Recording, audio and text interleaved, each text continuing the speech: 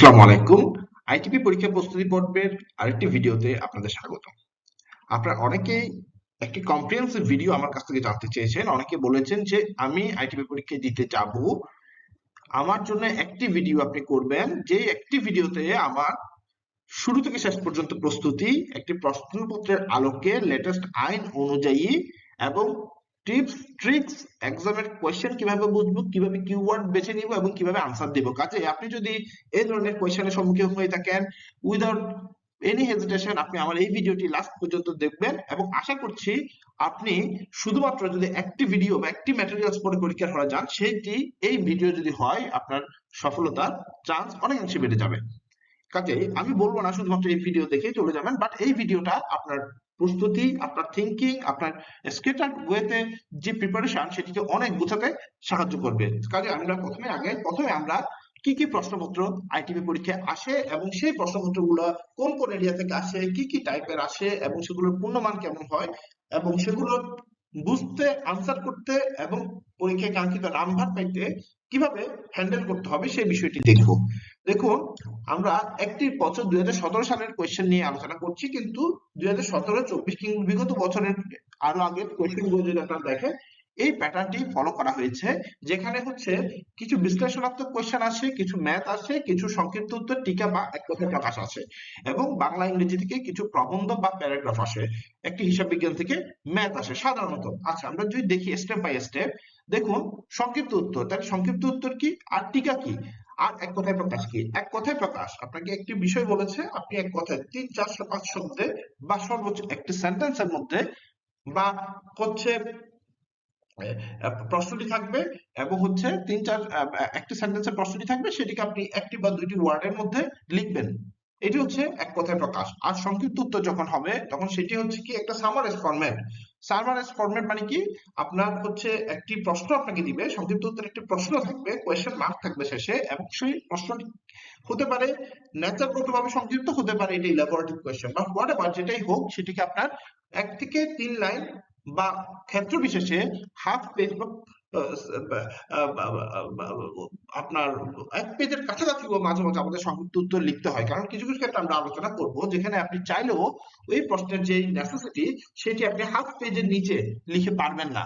কাজে সংক্ষিপ্ত উত্তরটি হচ্ছে তাহলে কি একটি সামারাইজ ফরম্যাট, যেখানে 1 লাইন থেকে শুরু করে হাফ পেজ পর্যন্ত আমরা যদি চিন্তা করি লিখতে হবে, যার পূর্ণমান হবে 1 নম্বর, এবং সাধারণত 10টি কোয়েশ্চেন আসে, তাহলে টোটাল 10 নাম্বার এখানে থাকে। আর যদি টিকা দিয়ে দেয় আপনার, টিকা মানে হচ্ছে প্রশ্নে থাকবে একটি বা দুটি শব্দ এবং তার থেকে আপনার হচ্ছে একটা সামারাইজ ফরম্যাটটা লিখতে হবে। সংক্ষিপ্ত উত্তর এবং টিকা আপনি প্রশ্ন দেখলেই বুঝবেন। সংক্ষিপ্ত উত্তরে একটি প্রশ্ন দেওয়া থাকবে, লাস্টে একটা কোয়েশ্চেন মার্ক থাকবে, এবং টিকায় থাকবে হচ্ছে একটি বা দুটি শব্দ। ধরেন কর অবকাশ, এটি হচ্ছে একটা টিকা, কর অবকাশটা আমরা লিখতে হবে। আর সংক্ষিপ্ত উত্তরে যদি সেম জিনিসটা আসে তাহলে আসবে কর অবকাশ সম্পর্কে আপনি আপনার মতামত ব্যক্ত করুন। তাহলে একটি কোয়েশ্চেন এবং টিকা হচ্ছে একটি বা দুটি শব্দ। তাহলে এই টিকার মান হোক 2 নাম্বার। সাধারণত 5টি টিকা দেওয়া থাকে, 5 দুগুণে 10 নাম্বার আপনার পরীক্ষায় আসবে। কাজে এই সংক্ষিপ্ত উত্তর এবং টিকা এই জায়গাটাতে কেউ যদি প্রশ্ন বুঝতে পারে এবং সামারাইজ ফরম্যাটে আনসারটি দিতে পারে, আমার বিশ্বাস পরীক্ষা পাশের জন্য আপনারা অনেকাংশে এগিয়ে যাবেন। আর আপনারা যতই জটিল জটিল বিষয়গুলো করেন না কেন, কিন্তু আপনারা যদি এই 20 নাম্বারে আপনারা যদি কোনো কারণে 10 নাম্বার হারিয়ে ফেলেন, আপনার জন্য পাস করা খুবই কঠিন হয়ে যাবে আইটিপি এক্সাম। কাজে আপনারা অবশ্যই আপনার ভিডিওটি শেষ পর্যন্ত দেখবেন, তাহলে আমার বিশ্বাস আপনারা আইটিপি এক্সামের প্রশ্নপত্র অন্তত নিজেরা কিভাবে অ্যানালাইসিস করবেন, কিভাবে প্রশ্ন থেকে কিওয়ার্ড গুলো বের করে নেবেন এবং কিভাবে আপনার আনসারটি সাজাবেন তা বুঝতে পারবেন। দেখুন, তৃতীয় পর্যায়ে একটি ব্যক্তিগত বা পার্সোনাল ইনকাম ট্যাক্সের একটি ম্যাথ আসে। একটি ম্যাথে সাধারণত আমাদের ইনকাম ট্যাক্সটি ক্যালকুলেট করতে হয়, সেখান থেকে ট্যাক্সের পরিমাণটি ক্যালকুলেট করতে হয়, সারচার্জ ক্যালকুলেট করতে হয়, ট্যাক্স রিবেট থাকবে সেই রিবেটের পরিমাণ ক্যালকুলেট করতে হয়, এবং এটি বরাবরই এসেছে পরীক্ষায় এবং তার জন্য পূর্ণমান থাকে 10 নাম্বার। একটি ইংরেজি প্রবন্ধ আসে। একটি ইংরেজি প্রবন্ধ মিন্স মূলত একটি ইংরেজি এসে, যেখানে আপনাকে একটি টপিক দেওয়া থাকে 4 থেকে 5 ওয়ার্ড বা 3 ওয়ার্ডের। সেই টপিকের উপর বেস করে আপনি 2 পেজ 3 পেজের একটি প্যারাগ্রাফ লিখবেন। তাহলে আমরা ওই টপিক থেকে কিওয়ার্ড কিভাবে ডিজাইন করবেন এবং সেই কিওয়ার্ড থেকে ইভেন্চুয়ালি এসে কিভাবে রাইট করবেন, এই বিষয়টি আমরা আজকে শিখবো। তাহলে টপিক খুবই সহজ থাকবে, ইংরেজি প্রবন্ধের, এবং হচ্ছে আপনার গ্রামাটিক্যাল কোনো মিস্টেক এখানে এক্সপেক্টেড না। তারপরে 2-1টি থাকতে পারে, কাজে খুব সহজ সাবলীল ভাষায় আমরা বিষয়টি লিখবো এবং দেখবো। আমাদের সাথে আপনারা প্র্যাকটিস করেন, আশা করি আপনারা এই জায়গায় সাকসেস পাবেন। তাহলে আজকের ভিডিওতে আমরা এই 10 নাম্বার নিয়েও আলোচনা করব। বিশ্লেষণাত্মক প্রশ্ন, এখানে মূলত একটি মূল্যায়ন এবং পরামর্শ করতে আপনাকে দেওয়া হয়। এটি একটি সামগ্রিক প্রশ্ন।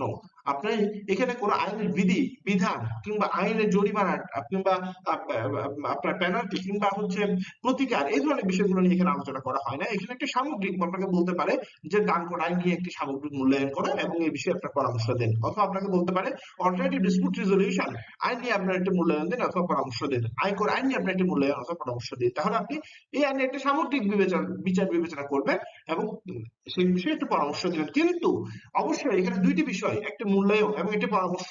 এখানে যদিও 10 নাম্বার মানদণ্ড আপনার ভেঙে ফেলতে হবে, মূল্যায়নে 5 নাম্বার, পরামর্শে 5 নাম্বার। আপনি মূল্যায়ন লিখলেন 5 পৃষ্ঠা, কিন্তু আপনি হচ্ছে 10 10 কখনো পাবেন না এই ধরনের প্রফেশনাল এক্সামে। আপনি মূল্যায়ন লিখলেন 1 পৃষ্ঠা, পরামর্শ লিখলেন 1 পৃষ্ঠা, আপনি 10-এ দেখবেন 10 বা 8 বা 9 আপনি মাস্ট পাবেন এই পরীক্ষায়।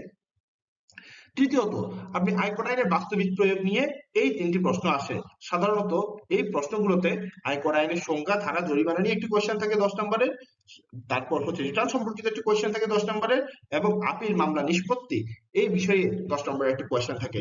এই কোয়েশ্চেনটি বাদে এই আমাদের টোটাল আইটিপি এক্সামে আর কোনো কোয়েশ্চেনে কিন্তু অ্যাডভান্স লেভেলের আলোচনা হয় না। বাকি সবগুলোই খুবই দেখবেন নরমাল লেভেলের আলোচনা হয়। শুধুমাত্র এই 10 নম্বরের যেটি আপিল মামলা নিষ্পত্তি হয়, এটির জন্য কিছু অ্যাডভান্স লেভেলের পড়াশোনা আপনার প্রয়োজন হয়, যেটি আমরা খুব সুন্দরভাবে আলোচনা করব। তারপর হচ্ছে আইনের বিধানাবলী, এখানে সাধারণত শর্ত, সুবিধা, প্রতিকার এগুলো থাকে। ধারা অনুযায়ী আপনারা এগুলা হচ্ছে যদি পরীক্ষার প্রশ্নে উল্লেখ করতে পারেন, উত্তরে উল্লেখ করতে পারেন, তাহলে আপনারা এই 10-10ই পাবেন।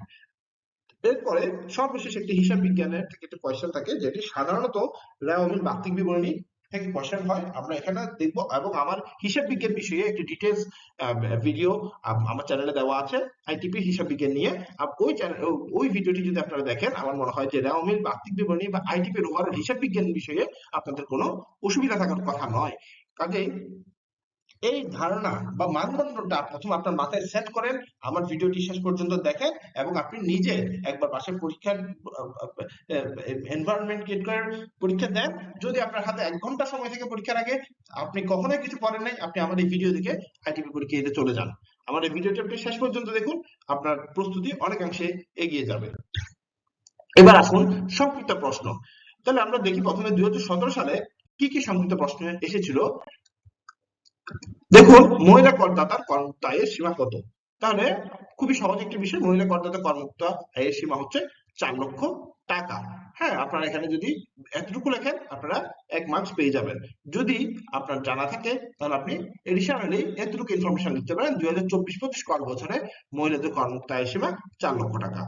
দেখুন, তারপরে কোয়েশ্চেন এসেছে, গাজীপুর সিটি কর্পোরেশনে একজন করদাতার জন্য 2024-25 কর বছরের ন্যূনতম করের পরিমাণ কত? শুধুমাত্র 4,000 টাকা। উত্তর এতটুকু লিখলেই আপনি 1 নাম্বার পেয়ে যাবেন। তারপর চলতি কর বছরে কোনো ব্যক্তি করযোগ্য আয় থাকা সত্ত্বেও রিটার্ন দাখিল না করলে আয়কর আইন 2023-এর কোন ধারায় রিটার্ন তলব করতে হবে? তাহলে ধারা 172 অনুযায়ী আপনার যে আয়কর কর্মকর্তা ও উপকর কমিশনার মেয়াদ উত্তীর্ণের পর যে কোনো সময় কোনো ব্যক্তিকে লিখিত নোটিশ দ্বারা তাহার আয়কর রিটার্ন দাখিল করবার জন্য নির্দেশ প্রদান করতে পারবেন। কখন নির্দেশ প্রদান করতে পারবেন? যদি করযোগ্য আয় থাকে। তাহলে করযোগ্য আয় মানে কি? আয়কর আইনে বলা আছে যে কোন কোন ক্ষেত্রে উনি বাধ্যতামূলকভাবে রিটার্ন দিতে হয়, এবং এছাড়া আপনার ওনার যদি কর আরোপযোগ্য হয়ে থাকে, তাহলে এই 2 ক্ষেত্রে ধারা 166 অনুযায়ী যদি উনার বাধ্যতামূলক রিটার্ন দিতে হবে এমন ব্যক্তি হয়ে থাকে, অথবা ওনার ওই সংশ্লিষ্ট আয় বছরের আয় যদি কর আরোপযোগ্য হয়, এই দুইটার মধ্যে কোনোটিতে যদি উনি আসে, তাহলে ধারা 172 অনুযায়ী আয়কর কর্তৃপক্ষ বা উপকর কমিশনার রিটার্ন তলব করতে পারে। উপধারা 1-এর অধীনে নোটিশ ও লিখিত সময়ের মধ্যে যাহা 21 দিনের কম হবে না, অথবা কমিশনার যেরূপ অনুমোদন করবে সেরূপ বর্ধিত সময়ের মধ্যে আপনাকে এই রিটার্নটা দিয়ে আসতে হবে। তারপর প্রশ্ন এসেছে, উম, আচ্ছা, এই রিটার্ন দাখিলের ক্ষেত্রে আপনি যখন আমরা রিটার্নটি 21 দিনের মধ্যে বা নির্ধারিত সময়ের মধ্যে দাখিল করবেন, ধারা 174 অনুযায়ী ধারা 166 অনুযায়ী রিটার্ন দাখিলের বাধ্যবাধকতা রয়েছে। এরূপ কোনো করদাতা কর দিবসের মধ্যে রিটার্ন দাখিলে ব্যর্থ হলে এই আইনের অন্যান্য বিধানের অধীনে উদ্বুদ্ধ দায় অক্ষুণ্ণ রেখে নিচের নিয়ম অনুযায়ী করদাতার কর ও প্রদেয় হবে।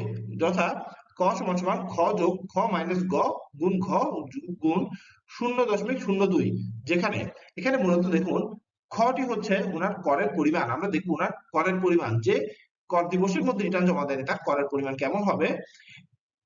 এবং খ মাইনাস গ এটি হচ্ছে মূলত উনি যে পূর্বে অগ্রিম কর দিয়ে এসেছে, সেই অগ্রিম কর কতটুকু দিয়ে এসেছে সেটি বাদ দিয়ে যেটুকু প্রদান করেনি অপ্রদেয় কর যেটি আছে তার উপর 2% পেনাল্টি হবে। এই 2% হবে মাসিক ভিত্তিতে। কাজে এই ক্যালকুলেশনটি এটি হচ্ছে প্রদেয় কর এবং এটি হচ্ছে পুরোটা পেনাল্টি। পেনাল্টিটা কি? যেটুকু অগ্রিম কর দিয়ে এসেছে তা বাদ দিয়ে অপ্রদেয় করের উপর এই ঘ মানে হচ্ছে মাস আর 2% হারে। তাহলে ক হচ্ছে এখানে মোট প্রদেয় করের পরিমাণ, খ হচ্ছে করদাতা কর দিবসের মধ্যে রিটার্ন দাখিল করলে মোট যে পরিমাণ কর পরিশোধ করতেন সে অঙ্ক। তবে এক্ষেত্রে উনি যেহেতু কর দিবসের মধ্যে রিটার্ন প্রদান করেনি, ওনার শাস্তি আছে। কি শাস্তি? সে শাস্তিটি হচ্ছে সে কোনো প্রকার কর অব্যাহতি আর পাবে না। ধরেন সে যদি ভাড়া আয় পেয়ে থাকে তাহলে সে একটি রিপেয়ার এন্ড মেইনটেনেন্স ক্লেম করতে পারতো, কিন্তু এখন সেটি আর পাবে না। ন্যূনতম সারচার্জ সরল সুদ ব্যতীত এই আইনের অধীন পদ্ধতি বা ধার্যকৃত অন্য কোনো জরিমানা বা অঙ্ক ইহার অন্তর্ভুক্ত হবে না। যেহেতু ওনাকে আমি এখানে স্ট্রেট 2% পেনাল্টি দিচ্ছি, ওনাকে আর কিছু আমি দিব না, কিন্তু মিনিমাম ট্যাক্স, সাবচার্জ, সরল সুদ এগুলো প্রযোজ্য হবে। গ গ মানে কোনটা? গ মানে হচ্ছে যেটি অগ্রিম কর দিয়ে এসেছে উনি ইতিমধ্যে উক্ত আয় বর্ষে করদাতা কর্তৃক পরিশোধিত অগ্রিম কর ও উচ্চ করের সমষ্টি, যেহেতু এটা আগে দিয়ে এসেছে এটার উপর তার পেনাল্টি দিবে না, উনি অবশিষ্টটার উপর পেনাল্টি দিবে। গ হচ্ছে মাসের সংখ্যা, যেটি সবসময় 24-এর কম হবে, 24-এর বেশি হবে না। কোনো যদি ভগ্নাংশ মাস থাকে 4 মাস 3 দিন, তার মানে এটা 5 মাস হিসেবেই গণ্য হবে। আচ্ছা, এরপরে প্রশ্ন এসেছে ব্যক্তি কর দেওয়ার জন্য ট্যাক্স ডে কত তারিখে? আপনারা সবাই জানেন নভেম্বরের 30 তারিখে। তাহলে এটি লিখে দিলে আপনার 1 নম্বর পেয়ে যাবেন। কিন্তু যেটি একটু আগে আমরা দেখলাম যে যখন কর দিবসের মধ্যে ট্যাক্স দিবেন না, সেই কোয়েশ্চেনের আনসার কিন্তু আপনি শুধুমাত্র এক লাইনে লিখলে আপনার হবে না। সেক্ষেত্রে আপনার, যেহেতু ওনারা চেয়েছে যে কর দিবসের মধ্যে কেউ যদি ট্যাক্স না দিয়ে থাকে সেক্ষেত্রে কিভাবে তার ট্যাক্স পরিগণনা হবে, তাহলে আপনার মিনিমাম এখানে হাফ পেজ বা 1 পেজের মতো লিখতে হবে। আচ্ছা, তারপরে এসেছে প্রশ্ন 5-এ, কর পরিদর্শক আয়কর কর্তৃপক্ষের অন্তর্ভুক্ত কিনা? হ্যাঁ, উত্তর হচ্ছে হ্যাঁ, কর পরিদর্শক আয়কর কর্তৃপক্ষের অন্তর্ভুক্ত। তারপরে এসেছে আয়কর আইন উপকর কমিশনার বলতে কাকে বোঝায়? আয়কর আইন 2023-এর ধারা 2-17 অনুযায়ী উপকর কমিশনার অর্থ ধারা 4-এ উল্লেখিত উপকর কমিশনার হিসেবে নিযুক্ত করে ব্যক্তি এবং ট্রান্সফার প্রাইসিং অফিসার, সহকারী কর কমিশনার, অতিরিক্ত সহকারী কর কমিশনারও এবং ট্যাক্স রিকভারি অফিসারও এর অন্তর্ভুক্ত হবে। প্রশ্ন এসেছে আয়কর আইন অনুযায়ী আয়ের খাত কয়টি? তাহলে আপনারা সবাই জানেন আয়ের খাত 7টি, এবং 7টি হচ্ছে চাকরি হতে আয়, ভাড়া হতে আয়, কৃষি হতে আয়, ব্যবসা হতে আয়, মূলধনে আয়, আর্থিক পরিসম্পদ হতে আয় এবং অন্যান্য উৎস হতে আয়। এরপর প্রশ্ন এসেছে আবাসিক গৃহ সম্পত্তির আইনের উপরে বার্ষিক মূল্যের কত শতাংশ মেরামত খরচ বাবদ অনুমোদনযোগ্য? তাহলে ধারা 38-এর অনুযায়ী যদি এটি বাণিজ্যিক উদ্দেশ্যে ব্যবহৃত গৃহ সম্পত্তি হয়, কমার্শিয়াল পারপাসে যদি রেন্টটি আপনি দিয়ে থাকেন, তাহলে 30% পর্যন্ত আপনি রিপেয়ার এন্ড মেইনটেনেন্স বাবদ দেখাতে পারবেন। আর যদি অবাণিজ্যিক উদ্দেশ্যে বা রেসিডেন্সিয়াল পারপাসে যদি হয়ে থাকে তাহলে এটি হচ্ছে 25% পর্যন্ত রিপেয়ার এন্ড মেইনটেনেন্স খরচ অ্যালাউয়েবল বা অনুমোদনযোগ্য। তারপরে প্রশ্ন এসেছে ব্যবসা খাতের আয় নিরূপণে একজন কর্মচারীর জন্য অনুমোদনযোগ্য পারকুইজিটের সর্বোচ্চ পরিমাণ কত? ব্যবসা খাতের আয় নিরূপণ করবে এবং হচ্ছে কি পারকুইজিট, দুইটা বিষয় বলেছে। পারকুইজিট মানে কি? স্যালারি বাদে আপনি একজন এমপ্লয়ার তার এমপ্লয়িকে যা প্রদান করে। তাহলে আয়কর আইন 2023-এর ধারা 55-এর ঘ অনুযায়ী ধারা 32-এর ব্যাখ্যাতে সংজ্ঞায়িত পারকুইজিট বাবদ কোনো কর্মচারীকে প্রদত্ত 10 লক্ষ টাকার অতিরিক্ত যে কোনো অঙ্ক, তবে শর্ত থাকে যে সরকার কর্তৃক সরকারি গেজেটের প্রজ্ঞাপনের দ্বারা সরকারি সিদ্ধান্তের ভিত্তিতে গঠিত মজুরি বোর্ডের সুপারিশ বাস্তবায়নের জন্য কর্মচারীদের অর্থ প্রদানের ক্ষেত্রে এই দ্বারা কোনো কিছুই প্রযোজ্য হবে না। তার মানে অনুমোদন এখানে জানতে চাইছে পারকুইজিটের পরিমাণ কত? পারকুইজিটের পরিমাণ হচ্ছে 10 লক্ষ টাকার বেশি যে কোনো অঙ্ক, কিন্তু যদি গভর্নমেন্ট এমপ্লয়ি হয়ে থাকে এবং গভর্নমেন্ট যদি মজুরি বোর্ডের সুপারিশ বাস্তবায়নের জন্য কোনো পেমেন্ট দিয়ে থাকে সেক্ষেত্রে এটি পারকুইজিট হিসেবে গণ্য হবে না। 12 ডিজিট টিআইএন না থাকলে ব্যাংক সুদের উপর কত শতাংশ হারে উচ্চ কর করতে হয়? তাহলে আপনারা জানেন 12 ডিজিটের টিআইএন না থাকলে তখন ব্যাংক সুদের উপর ট্যাক্স হয়ে যায় 15%, যেটি টিন থাকলে সেক্ষেত্রে 10% হিসাবে উচ্চ কর করতে হয়। এবার আসুন টিকা। তাহলে টিকা আমাদের 5টি টিকা আসবে 2 নাম্বার করে 10 নাম্বার। প্রথম টিকাটি এসেছিল 2017 সালে আয়কর আইন বিষয়ে আপনার পরামর্শ। ঠিক আছে, তার আয়কর আইন বিষয়ে পরামর্শ আপনারা নিজেদের মতো করে লিখবেন, এটি আসলে বলার কিছুই নেই। তারপরও আপনারা হচ্ছে আগে প্রিপেয়ার করবেন, এবং যদি আপনাদের আনসারটি প্রিপেয়ার হয়ে যায় আপনারা আমার এই ভিডিওর কমেন্টে উল্লেখ করবেন, তাহলে আমি আমার যে আনসারটি, স্ট্যান্ডার্ড আনসারটি, সেটি আমি আপনাদের সাথে শেয়ার করব। তাহলে এটা আপনাদের বাড়ির কাজ। এবার আসুন, তারপরে এসেছে বিনিয়োগজনিত কর রিয়াত। তো বিনিয়োগজনিত কর রিয়াত কি? নির্দিষ্ট কয়েকটি খাতে বিনিয়োগ থাকলে করদাতা বিনিয়োগজনিত কর রিয়াত পান। মোট আয়ের উপর আরোপযোগ্য আয়করের অঙ্ক থেকে কর রিয়াতের অঙ্ক বাদ দিলে প্রদেয় করের অঙ্ক পাওয়া যায়।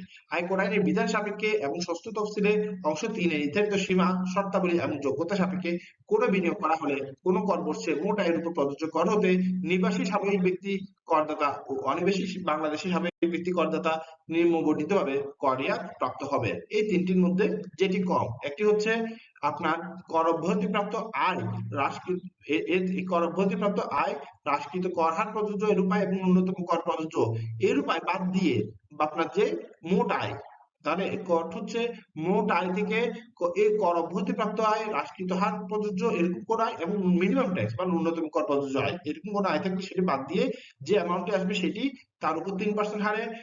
এর বাইরে হচ্ছে আপনি যে বিনিয়োগ করেছেন 6 শিডিউল পার্ট 3 অনুযায়ী সেই বিনিয়োগের উপর 15% অথবা এস্টেট 10 লক্ষ টাকা, এই তিনটির মধ্যে যেটি কম হবে সেটি হলো আপনার বিনিয়োগজনিত কর রেয়াত।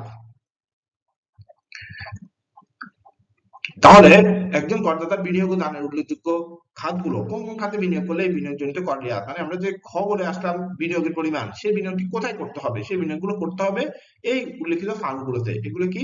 জীবন বীমার প্রিমিয়াম, সরকারি কর্মকর্তার প্রভিডেন্ট ফান্ডের চাঁদা, স্বীকৃত ভবিষ্যৎ তহবিলে নিয়োগকর্তা ও কর্মকর্তার চাঁদা, কল্যাণ তহবিলে গোষ্ঠী বীমা তহবিলের চাঁদা, সুপার এনুয়েশন ফান্ডে প্রদত্ত চাঁদা, যে কোনো তফসিলি ব্যাংক বার্ষিক প্রতিষ্ঠানের ডিপোজিট পেনশন স্কিমে বার্ষিক সর্বোচ্চ 1,20,000 টাকা, বাংলাদেশ সিকিউরিটিজ ক্রয়ে 5 লক্ষ টাকার বিনিয়োগে, বাংলাদেশ সিকিউরিটি এক্সচেঞ্জে তালিকাভুক্ত কোম্পানির শেয়ার স্টক মিউচুয়াল ফান্ডে বিনিয়োগ, আপনি যদি জাতির পিতা স্মৃতি রক্ষার্থে নিয়োজিত জাতীয় পর্যায়ে কোনো প্রতিষ্ঠান থাকে এবং সেখানে যদি অনুদান করেন, আপনি যদি জাকাত তহবিলে দান করেন, আপনি যদি রাজস্ব বোর্ড কর্তৃক অনুমোদিত কোনো দাতব্য হাসপাতালে দান করেন, আপনি যদি প্রতিবন্ধী কল্যাণ স্থাপিত কোনো প্রতিষ্ঠানে দান করেন, মুক্তিযুদ্ধ জাদুঘরে দান করেন, আহসানিয়া ক্যান্সার হাসপাতালে দান করেন, আইসিডিডিআরবি তে দান করেন, সিআরপি সাগরে দান করেন, সরকার কর্তৃক অনুমোদিত জনকল্যাণমূলক বা শিক্ষা প্রতিষ্ঠানে দান করেন, এশিয়াটিক সোসাইটি বাংলাদেশে দান করেন, ঢাকা আহসানিয়া মিশন ক্যান্সার হাসপাতালে দান করেন, মুক্তিযুদ্ধের স্মৃতি রক্ষার্থে নিয়োজিত জাতীয় পর্যায়ে কোনো প্রতিষ্ঠানে অনুদান করে দেন, এবং আপনি যদি উল্লিখিত এই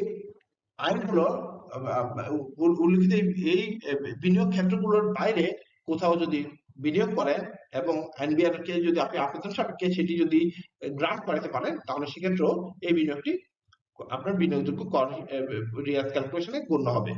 আচ্ছা, এরপর হচ্ছে কর অবকাশ। জাতীয় রাজস্ব বোর্ড কর্তৃক নির্ধারিত প্রাসঙ্গিক নিয়ম ও পদ্ধতি সাপেক্ষে শিল্পে, শুধু ইন্ডাস্ট্রির ক্ষেত্রে এটি কর অবকাশ অনুমোদিত। বর্তমান আয়কর আইন 2023 ধারা 81, 82 এবং ষষ্ঠ তফসিলের পার্ট 4 অনুযায়ী কর অবকাশযোগ্য শিল্প স্থাপনকে 10 বছরের বিভিন্ন হারে ও কর অবকাশ প্রাপ্তির ভৌত অবকাঠামোকে 10 বছরের জন্য অব্যাহতি প্রদান করা হয়েছে। তাহলে এতটুকু যদি আপনি লেখেন তাহলে আপনার 2 পাবেন আপনি। এরপর আসুন ট্রান্সফার প্রাইসিং। তাহলে দেখুন, প্রথম আপনি ট্রান্সফার প্রাইসিং শব্দটি নিবেন, এই নিয়ে আপনার 3 থেকে 4 লাইন লিখতে হবে। তাহলে ট্রান্সফার প্রাইসিং বিষয়টি কি? ট্রান্সফার প্রাইসিং হচ্ছে যখন একটি প্রতিষ্ঠানের অভ্যন্তরীণ 2টি ইউনিট বা 2টি সাবসিডিয়ারি একই প্যারেন্টের আন্ডারে তারা যখন নিজেদের মধ্যে ট্রানজাকশন করে, তাদের যে বিনিময় মূল্যটি নির্ধারণ করা হয় সেটি হচ্ছে ট্রান্সফার প্রাইসিং। তাহলে আমরা যদি দেখি, আপনি স্থানান্তর মূল্য বা ট্রান্সফার প্রাইসিং হলো মূল্য নির্ধারণ করা যেখানে পণ্য, পরিষেবা এবং মালস্পর্শ সম্পত্তির লেনদেন হয় সংশ্লিষ্ট পক্ষের মধ্যে। ট্রান্সফার প্রাইস শব্দটি মূলত সেই মূল্যকে বোঝায় যেখানে একটি কোম্পানির একটি বিভাগ বা সহযোগী সংস্থা পণ্য বা পরিষেবার জন্য অপর বিভাগ বা সহায়ক প্রতিষ্ঠানের সাথে লেনদেন করে। এটি ঘটে যখন দুটি মূল কোম্পানি, একটি প্যারেন্ট কোম্পানি এবং একটি সাবসিডিয়ারি কোম্পানি, অথবা একটি সাধারণ অভিভাবক বা প্যারেন্ট দ্বারা নিয়ন্ত্রিত 2টি সাবসিডিয়ারি পণ্য ও পরিষেবা একে অপরের সাথে আন্তর্জাতিক বাণিজ্যে লিপ্ত হয়। দেখুন, একটি প্যারেন্ট কোম্পানি তার তার সাবসিডিয়ারির সাথে যদি কোনো ট্রানজাকশন করে, অথবা একটি প্যারেন্ট কোম্পানি তার দুইটি সাবসিডিয়ারি আছে এবং তাদের দুইটি সাবসিডিয়ারির মধ্যে যদি অভ্যন্তরীণ কোনো লেনদেন হয়ে থাকে, এখানে প্যারেন্ট টু সাবসিডিয়ারি লেনদেন হতে পারে অথবা দুইটি সাবসিডিয়ারির মধ্যে লেনদেন হতে পারে, এই লেনদেনের যে বিনিময় মূল্য সেটি নির্ধারণ করার যে মেকানিজম সেটি হচ্ছে ট্রান্সফার প্রাইসিং মেকানিজম। এরপর এসেছিল এক্সপোর্ট অ্যাসেসমেন্ট। তাহলে কোন কোন ক্ষেত্রে এক্সপোর্ট অ্যাসেসমেন্ট করা যায় আপনারা এটি উল্লেখ করবেন এই প্রশ্নের আনসারে। আই করেন 2023 এর ধারা 195 অনুযায়ী এক্সপোর্টে কর নির্ধারণ করা যায় অ্যাসেসমেন্টের মাধ্যমে। উপকর কমিশনার এক্সপোর্টে কোনো ব্যক্তির কর নির্ধারণ করতে পারবেন যদি উক্ত ব্যক্তির করযোগ্য আয় থাকে, রিটার্ন দাখিলের বাধ্যবাধকতা থাকে, এই আইনের কোনো বিধানাবলী পালনের বাধ্যবাধকতা থাকে, এই আইনের কোনো বিধানাবলী কার্যকরণ বা পরিপালনে ব্যর্থ যদি উনি হয়, তাহলে এক্সপোর্টে গিয়ে আপনি ওনার দোকানে গিয়ে ওনার প্রতিষ্ঠানে গিয়ে আপনি ওনার কাগজপত্র ডকুমেন্টস এর ভিত্তিতে যদি কিছু লাগে আপনি অ্যাসেসমেন্ট করে ওনার ট্যাক্স ধার্য করে দিতে পারবেন কর কমিশনার। কর কমিশনার তাহার ইখতিয়ারে তাহার অধীনস্থ যে কোনো উপকর কমিশনারকে এই ধারার অধীনে কর নির্ধারণের জন্য ক্ষমতার্পণ করতে পারেন। সাধারণত এই ক্ষমতা থাকে কর কমিশনারের কাছে, কিন্তু উনি যদি আপনার অথরাইজেশন লেটার দেয় উপকর কমিশনারকে, ডেপুটি কমিশনার সরাসরি কোন একটি দোকানে যাবে বা কোন প্রতিষ্ঠানে যাবে, সেখানে অ্যাসেসমেন্ট করে ট্যাক্স ধার্য করে দিয়ে আসবে। এটি হচ্ছে এক্সপোর্ট অ্যাসেসমেন্ট। তাহলে এই পাঁচটি গেল টিকা। এবার আমরা বিশ্লেষণাত্মক প্রশ্নে এবং হচ্ছে ম্যাথমেটিক্স এর প্রশ্নের দিকে যাচ্ছি। তাহলে প্রথম যে দুইটি পার্ট আমরা দেখলাম, এই দুইটি পার্টই কিন্তু আসলে আপনার জন্য সবচেয়ে ট্রিগারিং পয়েন্ট। এখানে আপনি যদি 20 এ 20 পেয়ে যান, আপনার পরীক্ষা পাস করা অনেক সহজ। এবার একটি ব্যক্তিগত আয় করের অঙ্ক দেখুন। জনাব তানভীর রাজা 2023-24 আয় বছরে বেতন খাতার আয় ছিল 4,80,000 টাকা, গৃহ সম্পত্তি খাতে আয় ছিল 2,50,000 টাকা এবং ব্যাংক সুদ খাতে আয় ছিল 40,000 টাকা। তাহলে ওনার আয়গুলো কি কি এখানে বলা আছে। ব্যক্তিগত ওনার বেতন খাতার আয় 4,80,000, একটু মনে রাখতে হবে। গৃহ সম্পত্তি থেকে উনি 2,50,000 টাকা এবং ব্যাংক সুদ বাবদ উনি পেয়েছে 40,000 টাকা। এখানে ব্যাংক সুদ খাতে আয় আমাদের কিন্তু মিনিমাম ট্যাক্স ব্যাংক সুদ খাতে আয়। কাজে আমরা যখন আয়কর রিয়াত ক্যালকুলেট করব, আমরা মিনিমাম ট্যাক্সের আয়টি কিন্তু বাদ দিয়ে তারপরে ওই যে ক্ষয়ের উপর যে পার্সেন্টেজ আমরা করেছিলাম ওইটি বের করতে হবে। তিনি উক্ত আয় বছরে মাসিক 6,000 টাকা করে ডিপিএস বিনিয়োগ করে। এছাড়া তিনি 60,000 টাকা একটি ল্যাপটপ ক্রয় করেন। তার ব্যক্তিগত গাড়ি রয়েছে যার বিপরীতে 15,000 টাকা অগ্রিম আয়কর পরিশোধ করেছেন। ব্যাংক সুদের বিপরীতে তার থেকে 4,000 টাকা আয়কর কর্তন করা হয়। তাহলে উনি দেখুন অলরেডি 15,000 4,000 টাকা কিন্তু ট্যাক্স পরিশোধ করে দিয়েছেন ওনার সারা বছর ধরে। আচ্ছা, 30/6/2024 তারিখে তার নিট সম্পদের পরিমাণ ছিল 3 কোটি টাকা। যেহেতু 3 কোটি টাকা, তাহলে ওনার সারচার্জের আওতায় চলে আসবে। তথ্যানুযায়ী করদাতার আয় ও করদায় সম্পর্কিত নিম্নোক্ত বিষয়াদি পরিগণনা করুন। তাহলে মোট আয়, আয়কর রিয়াত, প্রদেয় কর, সারচার্জ এবং রিটার্নের সাথে কতটুকু কর আর প্রদান করতে হবে। তাহলে মোটামুটি এই ধরনের একটা কোয়েশ্চেন থাকবে এবং এই বিষয়গুলোই কিন্তু আপনার আনসার করতে হবে সবসময় ব্যক্তিগত করের ক্ষেত্রে। তাহলে দেখুন, প্রথমে আমরা এইভাবে পরীক্ষার খাতায় আনসার করার সময় লিখে নিব করদাতা তানভীর রাজা কর বর্ষ 2024-25, আয় বর্ষ 23-24, মোট আয় কিভাবে নির্ণয় করব আমরা নিচে দেখাচ্ছি। চাকরি হতে আয়, যেটি ধারা 32 থেকে 34 আলোচনা করা হয়েছে, 4,80,000 টাকা। তাহলে এখান থেকে উনি অব্যাহতি পাবে মোট আয়ের 1/3, 4,80,000 টাকার 1/3 এবং 4,50,000 টাকা, তার মধ্যে যেটি কম। তাহলে এটি 4,80,000 টাকার 1/3 হয় 1,60,000 টাকা। যেহেতু 1,60,000 টাকা 4,50,000 টাকার চেয়ে কম, তাহলে 1,60,000 টাকা উনি কর অব্যাহতি পাচ্ছে। তাহলে কর অব্যাহতির পর ওনার করযোগ্য আয় হয়েছে এখানে 3,20,000 টাকা।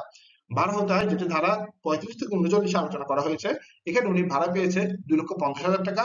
যেহেতু এটি আবাসিক খাতে দেওয়া হয়েছে ভাড়াটি, উনি 25% রিপেয়ার এন্ড মেইনটেনেন্স বাবদ চার্জ করতে পারবে। তাহলে যেটি হয় 62,500 টাকা। এটি বাদ দিলে ওনার 1,87,500 টাকা করযোগ্য ভাড়া হতে আয়। এরপর আর্থিক পরিসম্পদ হতে আয়, উনি ভাড়া ব্যাংক সুদ পেয়েছে 40,000 টাকা। তাহলে এটি ট্যাক্সেবল ইনকাম। তাহলে মোট ওনার আয়, করযোগ্য আয় হচ্ছে 5,47,500 টাকা। তাহলে এভাবে আপনার পরীক্ষার খাতে তিনটি আয় দেখিয়ে দিলাম। আমরা কিন্তু প্রথম কোশ্চেনের আনসার পেয়ে গিয়েছি, মোট আয় কত, করযোগ্য আয় কত। এখন আমরা হচ্ছে বিনিয়োগ জনিত আয়কর রিয়াত পরিগণনা করব। তাহলে ওনার বিনিয়োগের পরিমাণ কত। বিনিয়োগের পরিমাণ উনি ডিপোজিট পেনশন স্কিমে দান করেছিল 60,000 টাকা। এটি হচ্ছে ওনার শুধুমাত্র বিনিয়োগ জনিত আয়কর রিয়াতে গ্রহণযোগ্য বিনিয়োগ। তাহলে ওনার মোট আয় 5,47,500 থেকে 40,000 টাকা, যেটি ব্যাংক সুদ মিনিমাম ট্যাক্সের আওতাধীন, সেটি বাদ হলো। তার উপর 3% হারে 15,225 টাকা এবং ওনার অ্যাকচুয়াল বিনিয়োগ উপর 15% 9,000 টাকা এবং 10 লাখ টাকা সূত্র অনুযায়ী এই তিনটির মধ্যে যেটি ছোট, অর্থাৎ 9,000 টাকা হবে ওনার কি বিনিয়োগ জনিত কর রিয়াতের পরিমাণ। তাহলে আমরা দ্বিতীয় উত্তরটি পেয়ে গিয়েছি, বিনিয়োগ জনিত কর রিয়াতের পরিমাণ হবে 9,000 টাকা। তাহলে আপনার মোট আয় আয়কর এবং করিয়া দুইটি আমরা পেয়ে গিয়েছি। এরপরে আমরা আয় এবং কর রেয়াত পেয়ে গিয়েছি, আয়করটি ক্যালকুলেট করবো। তাহলে ওনার আয়করটি যদি আমরা ক্যালকুলেট করি, প্রথম 3,50,000 টাকার উপর 0% হারে 0, পরবর্তী 1 লক্ষ টাকার উপর 5% হারে 5,000 এবং পরবর্তী 57,500 টাকার উপর 10% হারে 5,750, মোট ওনার কর হয়েছে 10,750 টাকা। উনি অগ্রিম 4,000 এবং 25,000 টাকা যথাক্রমে ব্যাংক সুদ এবং গাড়ির বাবদ অগ্রিম কর দিয়েছে 29,000 টাকা। তাহলে উনি 10,750 টাকা ওনার ট্যাক্স আসে, কিন্তু উনি অলরেডি দিয়ে এসেছে 29,000 টাকা। তার মানে উনি কিন্তু অতিরিক্ত প্রদান করেছে 18,250 টাকা। ওনার কোনো ট্যাক্স পরিশোধ করতে হবে না। কাজে আপনারা সুন্দরভাবে যদি এইভাবে স্টেপ বাই স্টেপ পরীক্ষার খাতে আনসার করেন, আপনার পূর্ণ মান 10-এ 10 পাবেন। তাহলে আমরা করটাও নির্ধারণ করে ফেললাম। দেখুন, এরপর আমরা এখন ইংরেজির যে প্রশ্নটি এসেছে তাতে চলে গেলাম। এখানে লিখেছে good governance and modern management framework in NBR. তাহলে এই কোয়েশ্চেনটি একটি বিশ্লেষণাত্মক প্রশ্ন। আমি যেটা আপনাদেরকে বলবো, এই ধরনের বিশ্লেষণাত্মক প্রশ্ন আনসার করার সময় আপনারা প্রথমে এখান থেকে কিছু কিওয়ার্ড আপনারা নোট করে নেবেন বা আপনাদের ব্রেনে বা আপনাদের মাথায় নিয়ে নেবেন। এখানে বলেছে কি আমাদের গুড গভর্নেন্স এবং মডার্ন ম্যানেজমেন্ট ফ্রেমওয়ার্ক নিয়ে কথা বলতে। তাহলে এটি কিন্তু কোনো ক্রিটিসিজম নয়। যখন ক্রিটিসিজম করতে আপনাকে সরাসরি বলবে না, পরীক্ষার খাতে আপনারা ক্রিটিসিজম করতে যাবেন না, আপনারা এটার পজিটিভ সাইড গুলো নিয়ে কথা বলবেন। যেহেতু এটি গুড গভর্নেন্স, দেখুন শব্দটি কিন্তু গভর্নেন্স না লিখে গুড গভর্নেন্স লিখেছে। তার মানে এনবিআর এর মধ্যে যেসব গুড গভর্নেন্স আছে এবং মডার্ন ম্যানেজমেন্ট ফ্রেমওয়ার্ক আছে ওনারা ইমপ্লিমেন্ট করেছে, সেগুলো নিয়ে আপনার কাছ থেকে জানতে চাচ্ছে। তাহলে এখানে আপনারা কি বলবেন? এনবিআর এর রেসপন্সিবিলিটি সম্পর্কে একটু কথাবার্তা বলতে পারেন এবং এনবিআর এই যে ফিসকাল পলিসি অ্যাডমিনিস্ট্রেশনে ভূমিকা রাখে সেটি আপনারা উল্লেখ করবেন। এনবিআর বিভিন্ন ধরনের টাইম টু টাইম তাদের ট্রেনিং কোর্স গুলো, মিটিং, ওয়ার্কশপ, সেমিনার এগুলো আয়োজন করবে, সেটি করে আপনারা সেটি উল্লেখ করবেন। এনবিআর হচ্ছে ইনফরমেশন গুলো প্রোভাইড করে তাদের ওয়েব পোর্টালে এবং বিভিন্ন মাধ্যমে। সেই ওয়েব পোর্টাল গুলো ডেভেলপ করা হয়েছে খুব সুন্দরভাবে, সেই বিষয়টা আপনি উল্লেখ করবেন।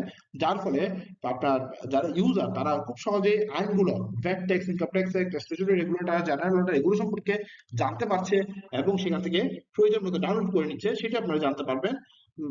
এনবিআর বিভিন্ন ধরনের সেবা গ্রাহককে দিয়ে থাকে, যেমন এসআই কুডা, ইটিন, আপনার হচ্ছে travel tax, VAT calculator, VAT form, এগুলো কিন্তু সব অনলাইনে দেওয়া আছে এনবিআর এর। তাহলে ভ্যাট রিটার্নের ফর্ম, হ্যাঁ, ইবিন, হ্যাঁ, এই যে বিষয়গুলো কিন্তু এনবিআর ইনস্যু করেছে তাদের অনলাইন প্ল্যাটফর্মে।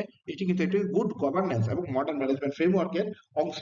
হ্যাঁ, তারপর হচ্ছে তাহলে এগুলোর বেসিসে আপনারা লাস্টে গিয়ে আনসার করার সময় বলবেন যে এনবিআর এর এফিসিয়েন্সি, ইফেক্টিভনেস দিন দিন বাড়ছে এবং হচ্ছে আপনার হচ্ছে ট্যাক্স পেয়াররা একটা সার্ভিস পাচ্ছে এনবিআর এর মাধ্যমে, এবং হচ্ছে বিভিন্ন ধরনের মেলা এনবিআর আয়োজন করে, যে এগুলো অবশ্যই এনবিআর এসএসসিদের অনেক হেল্প করে থাকে।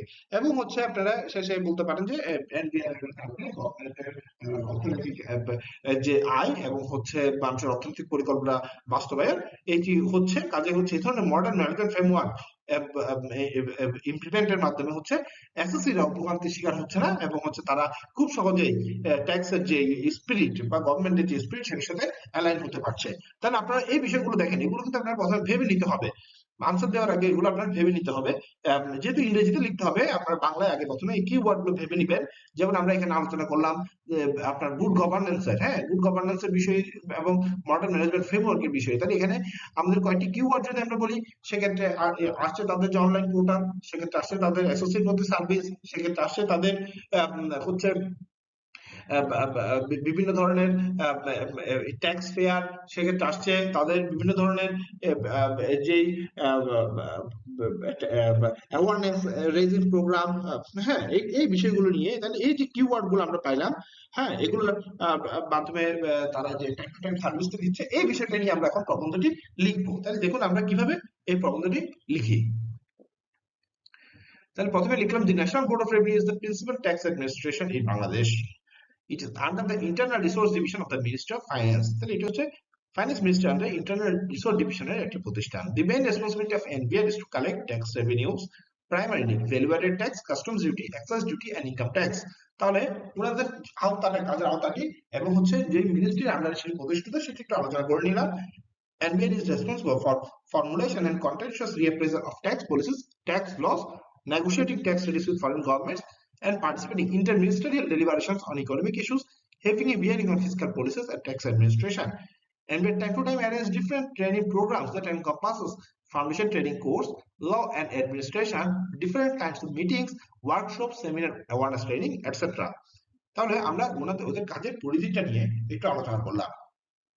কারণ এখানে যদি গুড গভর্নেন্স আপনার এবং মডার্ন ম্যানেজমেন্ট ফ্রেমওয়ার্ক আপনারা যদি বলতে চান, তাহলে প্রথমত তাদের কাজটি আলোচনা করবেন, তারপর হচ্ছে এই কাজটির পজিটিভ সাইড গুলো, আমরা যেটা বললাম পজিটিভ সাইড নিয়ে আমরা কথা বলবো সবসময় আনসারে।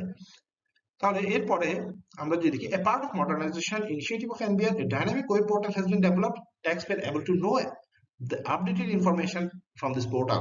They will be able to download VAT Act, Income Tax Act, rules, statutory regulatory order, general order, etc. তাহলে প্রথমে তাদের পদক্ষেপ এবং এর ফলে আমাদের যে বেনিফিট গুলো আসছে, আমরা এখন আস্তে আস্তে বেনিফিটের দিকে চলে যাচ্ছি। পজিটিভ সাইড সবসময় আনসার হবে পজিটিভ। তাহলে তারপর বললাম NBR has different services such as e-presentation, SI Code of Work, e-team, e-payment, e-file, PMIS, travel tax, VAT calculator, VAT forms, VAT return 9.1, learn VAT online, e-bin, VS, tax appellate tribunal, DCS, detained, good management, etc. NBR can different forms in web portal that can be easily downloaded at any time. NBR has also different publications on VAT, income tax, customs, general research and statistics. Under good governance, NBR is participatory, consensus oriented, accountable, transparent, responsive, effective and efficient, equitable and inclusive of the rules and law. তাহলে আমি অনেকগুলো adjective এখানে use করলাম। এই adjective গুলোর মধ্যে আপনারা যতগুলো পারেন, দুইটা তিনটা যা মনে রাখতে পারেন বা যা পারেন আপনারা আপনাদের আনসারে ইনক্লুড করে নিতে পারেন। On the basis of effective and efficient steps of NBR, VAT and tax total collection is increasing day by day. NBR has publications of revenue, as a result taxpayer get proper service in time every year. NBR arrange tax fair in different districts in the fair, and assess can pay tax return without any hassle, and will maintain privacy policy on which they explain how to protect and respect the data they collected from SSC. দেখুন last দিকে এসে কিন্তু আরো কিছু positive side যেগুলো encourage করার জন্য আমরা বললাম কি NBR গ্রাহকদের ব্যক্তিগত নিরাপত্তা বা ব্যক্তিগত যে গোপনীয়তা সেটির ব্যাপারে শ্রদ্ধাশীল। Terms and conditions of NBR shall be governed by and constructed in accordance with laws of Bangladesh. হ্যাঁ, তাহলে আমরা ওভারঅল একটি কনক্লুশন ড্র করে দিলাম। এই ধরনের আনসার যদি আপনি এতটুকু লিখতে পারেন 10-এ 10 আপনি পাবেন। আচ্ছা আসুন আমরা আরেকটি, এবার হচ্ছে বাংলা একটি রচনা। এটি বলছে কি, গণমুখী করদাতা বান্ধব সরকার ব্যবস্থা গঠনে জাতীয় রাজস্ব বোর্ডের উদ্যোগ বিষয়ে আপনার মূল্যায়ন ও পরামর্শ উল্লেখপূর্বক একটি রচনা লিখুন। আপনারা একটু চিন্তা করে দেখুন এখানে কি চেয়েছে আসলে। একটি কর ব্যবস্থা গঠনে মূল্যায়ন পরামর্শ। এখানে কিন্তু আনসারটি হচ্ছে কর ব্যবস্থা গঠনে মূল্যায়ন এবং পরামর্শ। তাহলে এটি অনেক ব্রড একটা কোয়েশ্চেন। আমরা যেটা দেখেছিলাম 10 নম্বরের একটা কোয়েশ্চেন, কিন্তু হচ্ছে দুইটি পার্ট, মূল্যায়ন এবং একটি পরামর্শ। তাহলে মূল্যায়ন যদি বলেন একটি কর ব্যবস্থা গঠনে গণমুখী এবং করদাতা বান্ধব, হ্যাঁ, তাহলে এখানে আপনার বলতে হবে যে আমাদের করের যে প্রধান উদ্দেশ্য সেটি হচ্ছে কি ধনী গরিবের মধ্যে ভারসাম্য রক্ষা করা, এবং এটি করা হয় দুইটি মাধ্যমে, একটি প্রত্যক্ষ কর এবং একটি পরোক্ষ কর। তাহলে প্রত্যক্ষ কর ব্যবস্থার মধ্যে কি কি বিষয়গুলো আছে, যেমন আয়কর, দানকর, রেজিস্ট্রেশন, হ্যাঁ, এই সম্পত্তি এই কর ইত্যাদি। পরোক্ষ করের মধ্যে এগুলো আছে VAT, custom duty, excise duty, বিজ্ঞাপন কর, রেগুলেটরি ডিউটি ইত্যাদি। তাহলে এগুলো আপনি একটু উল্লেখ করবেন প্রথমে। তারপর হয়েছে এখানে যে প্রয়োগ, হ্যাঁ, যেমন এখানে নিয়ম কানুনের বিষয়ে অনেক সময় দেখা যায় মানুষের মধ্যে একটি ভয়ভীতির ব্যবস্থা তৈরি হয়। তাহলে আমি যদি এটা মূল্যায়ন করতে যাই তাহলে হলো ওরা বিভিন্ন ধরনের পদক্ষেপ এখানে গ্রহণ করে থাকে, হ্যাঁ, সেই পদক্ষেপগুলোর মাধ্যমে কিন্তু তার পজিটিভ আনসার, আমি সবসময় বলেছি কিন্তু কি পজিটিভ আনসার দিতে হবে। তাহলে সেই পদক্ষেপগুলোর মাধ্যমে কি জনগণের মধ্যে সচেতনতা বৃদ্ধি পায়। হ্যাঁ, তাহলে এখানে কর মেলা করে, কর সংগ্রহ বিনামূল্যে ফন্ড বিতরণ করে, হ্যাঁ, অনলাইনে সার্ভিস দেয়। এগুলো হচ্ছে বিভিন্ন বিষয়ে হচ্ছে করদাতাকে সচেতনতা বৃদ্ধি এবং উৎসাহ প্রদান করা হয়ে থাকে। তাহলে এটা হচ্ছে একটা মানে কি কর ব্যবস্থা, গণমুখী কর ব্যবস্থা। এটা যেহেতু বলেছেন আপনার হচ্ছে করদাতা বান্ধব, তাহলে এখানে এগুলো বলতে হবে একটু। তারপর হচ্ছে বিভিন্ন ধরনের প্লে কার্ড, রাস্তাঘাটে বিভিন্ন ধরনের প্লে কার্ড, বিজ্ঞাপন, টিভিতে চ্যানেল বিজ্ঞাপন, ট্যাক্স কার্ড প্রদান, সিআইপি সনদ, হ্যাঁ, যারা ভালো করতেছে, ভালো ট্যাক্স দিচ্ছে তাদেরকে একটু সম্মাননা দেওয়া, করদাতাকে সম্মাননা দেওয়া, এগুলো হ্যাঁ দিলে দিচ্ছে, মানুষকে এনকারেজ করতেছে।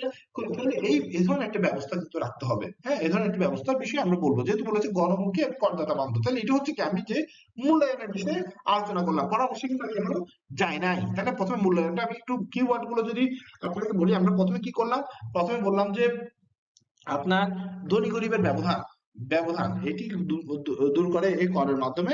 তারপর বললাম কর দুইটি, প্রত্যক্ষ কর পরোক্ষ কর। প্রত্যক্ষ করের আন্ডারে এগুলো, পরোক্ষ করের আন্ডারে এগুলো। এর মাধ্যমে হচ্ছে এনবিআর বিভিন্ন ধরনের সেবা দিয়ে থাকে, যে সেবাগুলোর মাধ্যমে কি হচ্ছে আপনার করদাতাদের সচেতনতা বৃদ্ধি, তাদের ভয় ভীতি যে হ্রাস পাচ্ছে, এবং হচ্ছে করদাতার গঠন, মানে আপনারা কিন্তু এক্সিস্টিং যেগুলো আছে সেগুলোকে মূল্যায়ন করতেছেন এখানে, কাজে সেখানে পজিটিভ একটা রিভিউ দিচ্ছে।